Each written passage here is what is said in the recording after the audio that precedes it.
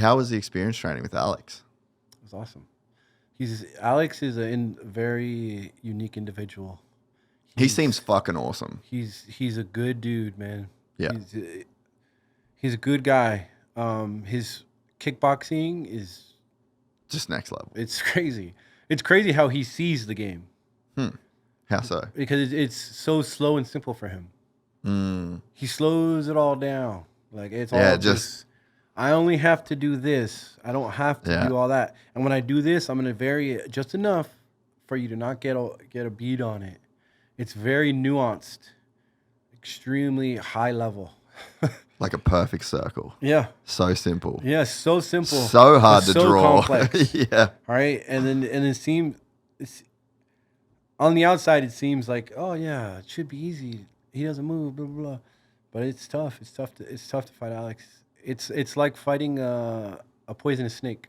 If he touches you, that's it. Have you felt the power? Like in No, sparring and training? You didn't get to spar? No, we sparred many times. Okay. But we're both similar in that we're not ego-driven and we're very not trying to prove things. Yeah, sparring. we're both very respectful. We're not trying to prove things to outsiders. Yeah. We're just trying to get good work in. Yeah. Right. So like at the time I was imitating Israel for him. Okay. Because he was fighting Izzy. That's when he knocked out Izzy. Yeah. So yeah, I was imitating Israel when we would spar, or if it was my sparring rounds, he would kind of like try to be Span a little bit, but he's not that good at imitating people because he's the best at being Chama. Yeah. Peloton, right? Hands of stone. Yeah. Peloton in all aspect of the word, but he's very focused. It was cool to see his focus and his like. It's like a clock that just consistent clock. It's always just doing what it needs to do. Always doing what he needs to do. And I took that away from him. You know, I took that when I came back home, that mentality. And then Glover we just sit down and talk about life and being appreciative and gratefulness. And yeah, he seems like an amazing person. He's a really good human, man. Glover's a good dude. He really helped me not worry about the outcome so much. Like, dude, just go out there. Do you love this? Do you want to do this? Like, yeah, man, I do. He's like, well, then don't put pressure on yourself. Just enjoy it. Just enjoy it. You get to be alive. You get to see the birds. You get to see the bees. Enjoy it. I'm like, you're right.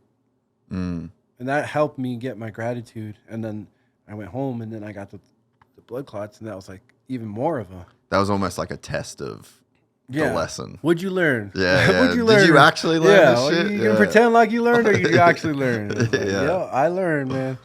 Yeah. So, but yeah, Alex, he's a good dude, man. I really like Alex. I really don't want to fight Alex, not because of the fighting, you know. But because you're fighting him friend. as a person. Yeah. It's like one of those things where it's like, man, I'd rather not fight my friend for sure. But if that's what we got to do, then that's what we got to do, you know. But we'll see. Yeah. Yeah, that's a wild thing that you are faced with in your sport. Because I'm trying to hurt my opponents. Yeah, right? Friend or not. For real. Like, you're executing a technique, exactly. And if you execute it correctly, they get fucking hurt. Executing the technique with intent. Yeah. In a fight, it's all intent too. Like, I'm trying to hurt you. I'm not just trying to hit you or land punches. I'm trying to hurt you. You know what I'm saying? So it's the intent. A lot of fighters don't punch with intent. A lot of fighters just punch. Punch. Hopefully it lands. I'm trying to break your nose. I'm trying to hurt you. You know what I mean? And I don't want to feel like that against a friend. You know? How do you rationalize that? I haven't yet. Obviously, it's all business, but I don't know. Because like I said, when the Devastator comes out and it's just bad thoughts, bad, like hurt, destroy, burn this house down, kind of. You know what I mean? Like take everything and give nothing. I don't want to feel that way towards a friend. Yeah, you know, because I'm fiercely loyal. I'm also fiercely competitive.